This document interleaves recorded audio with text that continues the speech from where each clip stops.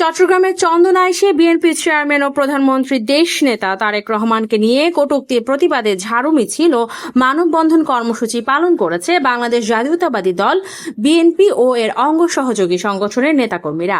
আজ বিকেল 3:30 জাতীয়তাবাদী ছাত্রদল কেন্দ্রীয় সংসদের সাবেক সহসভাপতি ও চন্দনাইশ উপজেলা বিএনপির সাবেক সাধারণ সম্পাদক এম.এ. হাশেম রাজুর নেতৃত্বে এই কর্মসূচি পালিত হয়।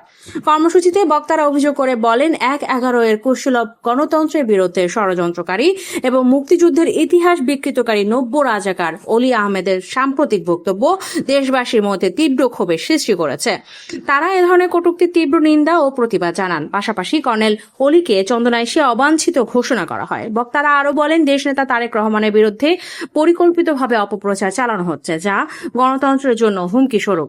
অবিলম্বে এসব অপপ্রচার বন্ধের দাবি জানান তারা। পরে ঝাড়ু মিছিলটি চট্টগ্রাম থেকে কক্সবাজার জাতীয় মহাসড়ক প্রদক্ষিণ করে এতে বিপুল সংখ্যক বিএনপি ও অঙ্গ সংগঠনের নেতাকর্মী অংশগ্রহণ করেন।